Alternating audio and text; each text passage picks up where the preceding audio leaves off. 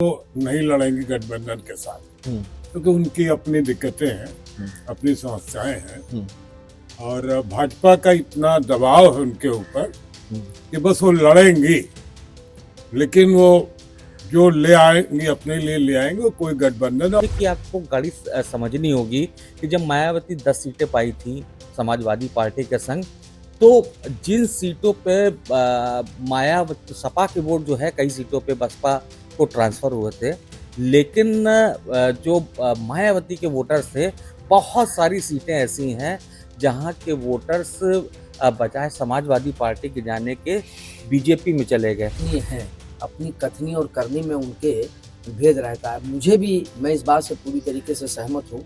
मुझे लगता है कि चुनाव की घोषणा होने पर स्थिति स्पष्ट होगी कि वो कहाँ जाएंगी। तो मायावती ने अकेले लोकसभा चुनाव लड़ने का ऐलान तो कर दिया है, लेकिन क्या है इसके पीछे की वजह बताएंगे हम। आज हमारे साथ इस वक्त मौजूद हैं 3 यूपी के वरिष्ठ पत्रकार नवलकांत सिन्हा, प्रमोद गोस्वामी और सुरेन जी। ये 3 वरिष्ठ पत्रकार हैं, सालों तक टीवी से लेकर पीटीआई, भाषा और तमाम अखबारों में काम किया है। बातचीत करेंगे, समझेंगे कि आखिर मायावती का असली मतलब क्या है इस प्रेस कॉन्फ्रेंस का और उसके क्या मायने हो सकते हैं। शुरुआत नवल जी से करेंगे। नवल जी, किस तरह से आप देख रहे हैं इस पूरी कहानी को? मायावती प्रेस कॉन्फ्रेंस करती हैं और कहती हैं लोकसभा चुनाव अकेले लड़ेंगे। देखिए, एक शब्द है अनप्रिडिक्टेबल, और अगर राजनीति में आज की डेट में इस शब्द के लिए जो सबसे बढ़िया व्यक्ति है वो है मायावती। मायावती काशीराम की शिष्या है, और काशीराम और मायावती दोनों का इतिहास रहा है कि जो कह दिया है कि उसकी गारंटी नहीं कि उसको वो पूरा करें। अब सवाल ये है कि जो गणित बताती है, गणित तो ये बताती है कि मायावती की 14 में 0 सीटें थी लोकसभा में, और उसके बाद सपा से गठबंधन किया तो 10 सीटें आई, यानी कि 10 गुना आप सीटें समझ लीजिए बढ़ गई। आप मायावती जब अकेले चुनाव उत्तर प्रदेश में लड़ती हैं विधानसभा का, तो उनकी सीट जो है 1 सीट हो जाती है। ऐसी स्थिति में अगर मायावती, कांग्रेस और समाजवादी पार्टी एक मंच पे आते तो जाहिर सी बात है कि सबसे छोटी खिलाड़ी कोई होती तो वो मायावती होती। और वो मायावती हमेशा एक अपनी बड़ी पोजीशन, बड़ी हैसियत बना के रखती हैं। लेकिन जो सवाल जहां से आपकी बात शुरू हुई थी कि आखिर जब मायावती को हर तरह से लॉस ही हो रहा है, तो वो मायावती इसको आगे क्यों नहीं बढ़ा रही है, ये समझौता क्यों नहीं कर रही हैं, तो उसके पीछे की आपको गाड़ी समझनी होगी कि जब मायावती 10 सीटें पाई थी समाजवादी पार्टी के संग, तो जिन सीटों पे मायावती सपा के वोट जो है कई सीटों पे बसपा को ट्रांसफर हुए थे, लेकिन जो मायावती के वोटर्स थे, बहुत सारी सीटें ऐसी हैं जहां के वोटर्स बजाय समाजवादी पार्टी के जाने के बीजेपी में चले गए। और बीजेपी में जाने का मतलब ये हुआ कि वो वोटर जो जिनके लिए मायावती ही सब कुछ हुआ करती थी, उनके लिए एक विकल्प तैयार हो गया बीजेपी का। और इसी तरह अगर कांग्रेस के संग मिलकर लड़ती है, और कांग्रेस जहां जहां लड़ती है वो वोट अगर ट्रांसफर होते हैं कांग्रेस में, तो कांग्रेस एक जमाने में जो मायावती का वोटर है वो कांग्रेस का वोटर हुआ करता था। तो मायावती दूसरे दलों के लिए रास्ता नहीं खोलना चाहती, और उनको लोकसभा चुनाव की हकीकत पता है। कम से कम ये तो पता ही है कि अगर विपक्ष जीत भी जाता है तो वो प्रधानमंत्री नहीं बनने जा रही है। तो उनके लिए जो सबसे बड़ी पोजीशन हो सकती है वो उत्तर प्रदेश की मुख्यमंत्री की सीट हो सकती है। और अगर समाजवादी पार्टी मजबूत तरीके से लड़ती है, मजबूत तरीके से आगे बढ़ती है, तो आने वाले समय तो उनको समाजवादी पार्टी से लड़ाई लड़नी है। तो ऐसी स्थिति में मायावती किसी भी स्थिति में चाहती नहीं कि समाजवादी पार्टी से लोकसभा में समझौता हो। वो कांग्रेस से भी बहुत ज्यादा इच्छुक नहीं, लेकिन कांग्रेस से कर सकती हैं, लेकिन दोनों के साथ इकट्ठे मिलकर नहीं करेंगे। बिल्कुल, प्रमोद जी भी मौजूद है मेरे साथ। प्रमोद जी, कैसे आप देख रहे हैं इस प्रेस कॉन्फ्रेंस को? क्योंकि कई सारी बातें, उन्होंने एक बात ये भी कही है साथ में कि जितने जो साथी हैं, अन्य पॉलिटिकल पार्टीज हैं जो बीजेपी के विरोध में हैं, उनको आपस में बातचीत भी करते रहनी चाहिए। नहीं, निश्चित रूप से कांग्रेस उनसे बराबर बातचीत कर रही है। जहां तक आपने सवाल किया, समाजवादी पार्टी जरूर, चूंकि विधानसभा चुनाव के बाद वो जो तल्खी आ गई थी और मायावती जी ने जो गठबंधन से अपने को अलग कर लिया था, वो एक तल्खी की वजह से दोनों के बीच में पहले से मुलायम सिंह के वजह से समय से भी रहा है, गेस्ट हाउस काउंट की वजह से। लेकिन बाद में राजनीति में कोई स्थायी प्रतिद्वंदी नहीं होता। तो मुझे लगता है कि अभी जो नवल ने कहा कि वो अविश्वसनीय है, अपनी कथनी और करनी में उनके भेद रहता है। मुझे भी, मैं इस बात से पूरी तरीके से सहमत हूँ। मुझे लगता है कि चुनाव की घोषणा होने पर स्थिति स्पष्ट होगी कि वो कहाँ जाएंगी। दूसरी बात, सबसे महत्वपूर्ण बात ये है कि ये डू एंड डाई है बसपा के लिए, क्योंकि उनका वोट बैंक बीजेपी की तरफ शिफ्ट हुआ है। जो 20% था वो लगभग 10-12% पे आके विधानसभा में दिखाया सिमट गया है।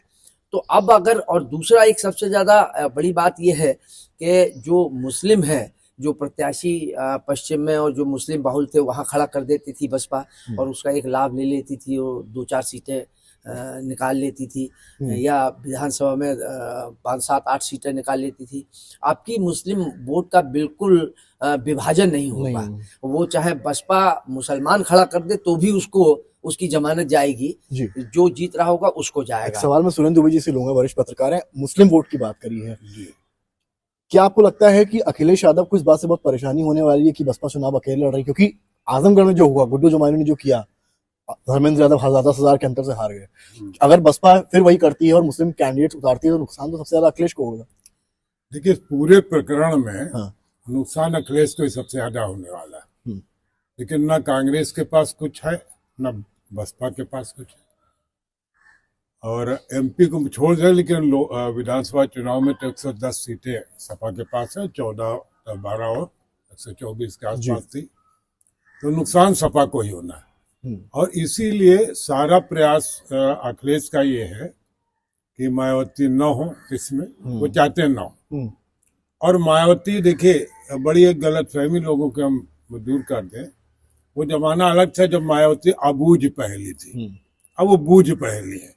हम सबको मालूम है कि वो नहीं लड़ेंगी गठबंधन के साथ, क्योंकि उनकी अपनी दिक्कतें हैं, अपनी समस्याएं हैं, और भाजपा का इतना दबाव है उनके ऊपर कि बस वो लड़ेंगी, लेकिन वो जो ले आएंगी अपने लिए ले आएंगे, वो कोई गठबंधन है। और अभी जैसे वो कह रही हैं कि हम चुनाव के बाद देखेंगे, तो चुनाव के बाद तो बहुत लोग देखेंगे भाई। अगर सरकार मान लीजिए विपक्ष की बननी होगी तो उसमें वो मायावती क्यों, वो क्या कहते हैं, जो संजय निषाद उधर चले गए हैं, या जो दूसरी पार्टियों को लोग बीजेपी, वो भी कहेंगे चलिए अच्छा सरकार बन रही है तो हमको एक बनाइए मंत्री, हम लोग आ जाते हैं। ऐसा हमेशा होता है, तो उसका कोई मतलब नहीं है। और ये जो उन्होंने कहा कि हम अभी गठबंधन में नहीं आएंगे, ये बूझ पहले थे, हम लोगों को मालूम था सबको कि वो नहीं आएंगे, क्योंकि उनकी अपनी एक चर्चा ये भी, आपने पोस्ट पोल अलायंस की बात करी, एक चर्चा ये भी है कि कहीं मायावती कुछ सीट्स अगर उनकी आती हैं तो वो बीजेपी को ना सपोर्ट करें।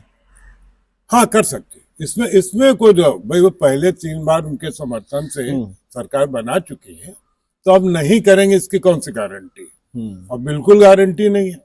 मैं तो कह रहा हूँ कि अगर उनको मायावती सरकार बनेगी और बीजेपी अगर कहेगी कि आ जाइए तो चली जाएगी। अब ये बात अलग है कि बीजेपी कहेगी कि नहीं कहेगी, क्योंकि दलित वर्ग का वोट जो है वो अब मायावती के कब्जे में रहा नहीं। भाजपा ने उस पर काफी कर लिया है। और आप समझिए, बीजेपी एक चमत्कारिक पार्टी है। अभी मान लिया प्रधानमंत्री पूरा 3 दिन दलितों के पैर धोने का टेलीकास्ट करा देंगे, तो मायावती क्या करेगी? मायावती तो किसी दलित से मिलती भी नहीं। देखिए, विचित्र इससे, दलितों के नेता है लेकिन कोई दलित उनके महल में घुस नहीं सकता। आप जाकर पता कर लिए जा करके, नहीं मिलते। वो कोऑर्डिनेटर्स के थ्रू काम करते हैं। इसीलिए उनका जो वो धीरे धीरे बेस है वो कमजोर हो रहा है, क्योंकि दलितों को जो स्पेशली पढ़े लिखे, जिन पर रावण का कब्जा है, ठीक है ना, चंद्रशेखर का, तो वो मायावती के लिए काफी दिक्कत है। क्योंकि पढ़ा लिखा लड़का ये कहता है कि ठीक है, आपने मान सम्मान दे दिया, लेकिन आप हमको कब तक बंधुआ मजदूर बनाए रखेंगे? हमारी भी पॉलिटिकल एस्पिरेशंस हैं जो मायावती पूरा नहीं करना चाहते। तो मुझे लगता है मायावती के लिए बहुत ज्यादा कोई उपयोग नहीं। बहुत शुक्रिया समय देने के लिए सुरेंद्र जी। नवल जी से अगला सवाल लूंगा मैं, कांग्रेस का क्या हाल होगा? क्योंकि अजय कुमार लल्लू तो हाथ जोड़कर कह रहे थे भाई मायावती हमारे पास आ जाइए, तमाम प्रदेश स्तर के नेता चाह रहे थे, पर ये भी खबर आई कि आला कमान नहीं चाहती कि बसपा है, क्योंकि उनको अखिलेश यादव को खुश करना है। देखिए, कांग्रेस तो अपने आप में कंफ्यूज है कि उसको करना क्या है। आप एक छोटा सा एग्जाम्पल लूं, ये अयोध्या की पिच किसकी पिच है?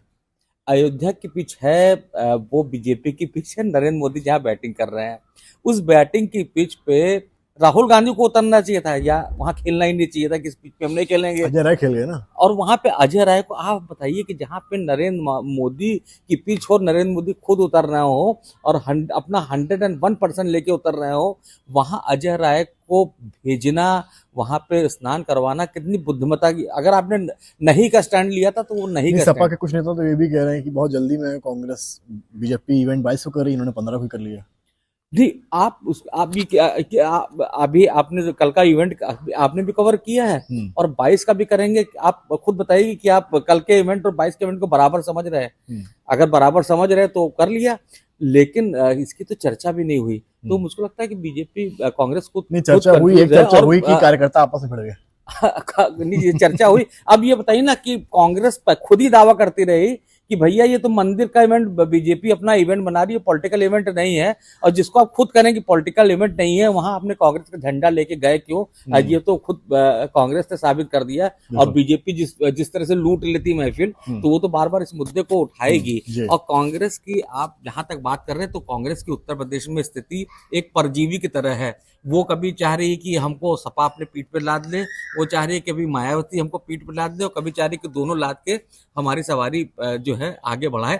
जिस प्रदेश में, देखिए, अब कड़वा लग सकता है, कांग्रेस के नेताओं को बुरा भी लग सकता है, कि जिस राहुल गांधी की बदौलत वो देश फतेह करने निकले हैं, वो राहुल गांधी जो उनकी खानदानी सीट थी, वहां से हार जाते हैं और हारने के बाद उसको भविष्य में फिर से हासिल करने के लिए कोई प्रयास करते भी नहीं दिखते। तो मुझको लगता है कि कांग्रेस जिस तरह से खेल रही है, तो हो सकता है कि दक्षिण में बहुत अच्छा कर जाए, नॉर्थ ईस्ट की कुछ सीटों में अच्छा करता है। नॉर्थ ईस्ट में सीटें ही बहुत कम है, लेकिन वहां कुछ अच्छा कर जाए। लेकिन ओवरऑल रिजल्ट देश में सरकार बनाने लायक कम से कम प्रयास तो नहीं हो रहे। सब मिलके खड़े हो जाए तो जो क्षेत्रीय दल हैं उनके बड़े प्रभाव है, उन प्रभाव से कांग्रेस खड़ी हो जाए तो बात अलग है। ठीक है, आखिरी सवाल लूंगा मैं प्रमोद जी से। प्रमोद जी, ये बताइए कि एक लाइन भी उन्होंने बोली और मंदिर को लेकर कि मैं जाऊंगी, अगर मेरा शेड्यूल के बिजी है तो शायद ना जा पाऊं, पर अगर शेड्यूल नहीं रहा, सही रहा, तो शायद मैं चली जाऊंगी जी। और मायावती ने एक और जिक्र भी किया, और मैं साथ ही साथ बाबरी के भी इवेंट में जाऊंगी अगर मुझे बुलाया जाएगा। नहीं, नेचुरली देखिए, असल में इस देश के विपक्ष की स्थिति ठीक वैसी है कि मुडेर पे खड़ा है, इधर खंदक है, इधर खाई है। तो वो तुष्टीकरण की राजनीति जो इस देश में होती रही है, और भारतीय जनता पार्टी ने 80% हिंदुत्व को का मुद्दा लेके इन लोगों को भोना कर दिया है। अब इन लोग विपक्ष की समझ में नहीं आ रहा है कि हम खंदक में जाएं कि खाई में जाएं। तो इसलिए वो दोनों तरफ जो है हाथ पैर मार रहा है, और ये उनके पतन का कारण है। वो एक स्टैंड नहीं ले पा रहा है, ऐसा मेरा अपना निजी तौर पर मानना है। वो ये पूरी तरीके से समझ रहे हैं कि जाके मंदिर भी जाएं ताकि हिंदुओं को बता सके कि नहीं, हम राम विरोधी नहीं है। वहां हम उसमें बाबरी में भी जाएंगे, क्योंकि वहां अगर बुलाएंगे तो हम वहां भी जाएंगे। तो ये जनता अब इस देश की मूर्ख नहीं। हाँ, बिल्कुल। आपने बहुत अच्छा मुद्दा उठाया था, और आपने जो चर्चा की कि बीएसपी क्या कर रही है। मायावती देश की पहली नेता है जिन्होंने ये हिम्मत की कि उन्होंने कहा कि मंदिर बन रहा है तो मेरे लिए बहुत खुशी की बात है, मेरा कोई विरोध नहीं है। साथ ही साथ उन्होंने बाबरी शब्द यूज किया कि बाबरी मस्जिद अगर बनेगी तो मैं उसका भी समर्थन करूंगी। तो ये देश की पहली महिला है जो मुसलमान जिससे संतुष्ट हो सकते हैं कि जिन्होंने बाबरी मस्जिद शब्द का इस्तेमाल किया। बिल्कुल। तो वैसे नवल, मुझे नहीं लगता है, ये बात आपकी ओपिनियन हो सकता सही हो, ये बाबरी जो उन्होंने प्रयोग किया है उससे हिंदू मतदाता जो है वो अब बाबरी के नाम से भिड़कता है, तो इसलिए उसमें नुकसान इनका ही होगा अंतोगत्वा, जो मुझे लगता है। बाकी राजनीति में तो कुछ भी नहीं कहा जा सकता। बिल्कुल, नुकसान होगा, फायदा होगा, ये वक्त बताएगा। लेकिन मायावती ने एक लकीर जरूर खींच दी है, उस लकीर में लिखा है कि नो अलायंस फॉर बीएसपी। लेकिन मायावती बड़ी खिलाड़ी हैं, वो पत्ते अपने एक साथ नहीं खोलती हैं। अब देखना ये होगा क्या पोस्ट पोल अलायंस के बारे में वो सोच रही हैं, या आचार संहिता का इंतजार कर रही हैं, और तब मायावती अपने आखिरी पत्ते खोलती हैं और सबको चौंकाती हैं। कैमरामैन रोहित के साथ समर्थ श्रीवास्तव, लखनऊ, यूपी तक।